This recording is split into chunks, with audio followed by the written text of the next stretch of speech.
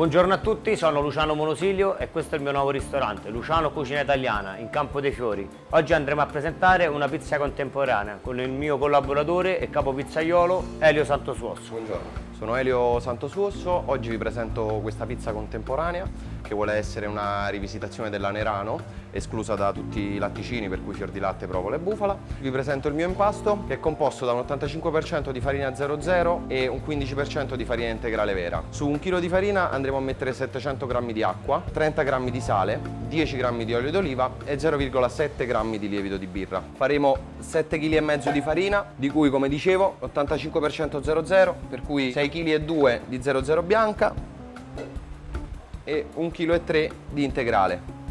Partiamo dalla farina, la facciamo areare un po' in impastatrice con il lievito di birra per ossigenarla e alleggerirla un po'. Su 5 litri d'acqua abbiamo messo 6,3 kg di farina bianca e 1,2 kg di farina integrale. Facciamo girare 1 minuto e mezzo farina e lievito. Dopo 1 minuto e mezzo più o meno di giri in macchina, andiamo piano piano con l'acqua, diamo il tempo alla farina di assorbirla per dargli una maglia glutinica e quindi un reticolo di proteine giusto. Ogni volta che si asciuga continuiamo con il resto dell'acqua, piano piano, magari in 4 fasi. L'impasto ha una tempistica molto breve per quanto mi riguarda, io tendo a farlo girare in macchina a un massimo di 10-12 minuti, un minimo di 6 minuti a un massimo di 12, questo è il range, perché sennò c'è il rischio che si scalda troppo. Ok, abbiamo finito di mettere l'acqua, adesso aspettiamo mezzo minuto che l'assorbe e andiamo con il sale a pioggia, piano piano. E adesso andiamo con i nostri 10 g di olio per litro. Impasto finito, do 2 ore di ventilazione in macchina con una ventilazione ogni 30 minuti per fargli incamerare più aria. Successivamente lo metto in un cassone a temperatura ambiente per 6 ore. Dopodiché va per 24 ore in cella a temperatura controllata di 10 gradi più o meno. Per cui lo staglio lo facciamo 4 ore prima di stendere la pizza. Dopo aver dato all'impasto una lievitazione tra temperatura ambiente e cella controllata a 10 gradi di 30 ore più o meno, per un totale di 34 ore di lievitazione. A impasto finito blocchiamo l'impastatrice e per 2 ore ogni 30 minuti gli diamo una ventilazione, cioè un giro di macchina, per fargli assorbire più acqua e incamerare più aria. E poi gli diamo 6 ore di spunto a temperatura ambiente prima di entrare in cella a 10 gradi per 24 ore. Nel frattempo vado a prendervi l'impasto già pronto per farvi vedere lo staglio delle palline.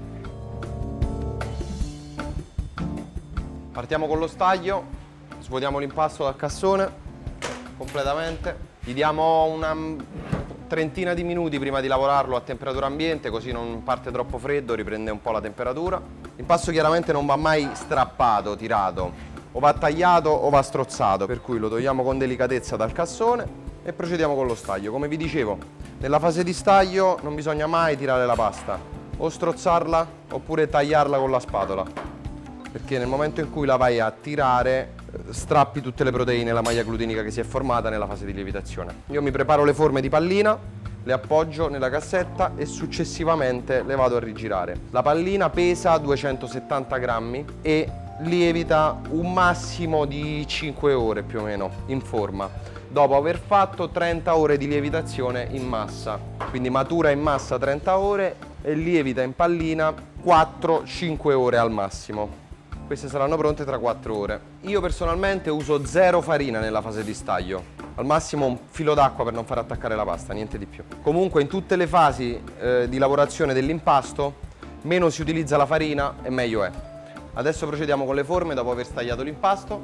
Per quanto mi riguarda, la pallina la giro tutta in aria, non tocca proprio il marmo. La funzione di chiudere bene la pallina è per non creare poi dei buchi al centro. Ogni pizzaiolo ha un suo metodo di staglio e di chiusura palline, per cui non c'è una regola, ognuno lavora come meglio crede.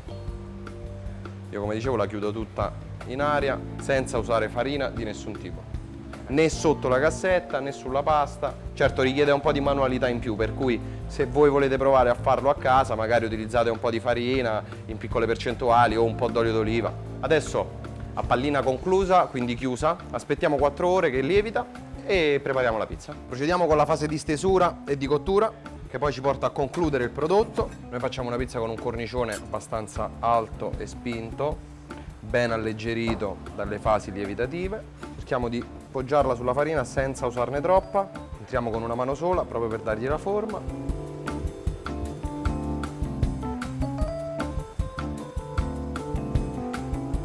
Questi sono gli ingredienti per la farcitura della pizza: crema di rucola, zucchine fritte, basilico, provolone del Monaco, pepe e un giro d'olio. Adesso veniamo a condire con la crema di rucola. in cottura siamo sui 2 cucchiai e mezzo più o meno, 3 cucchiai, e le nostre zucchine fritte.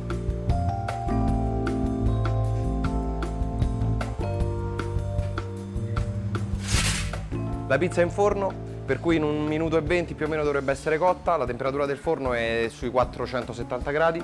Il forno è un forno elettrico che però ha delle prestazioni favolose. Non dico sia meglio di un forno a legna, ma ci avviciniamo moltissimo.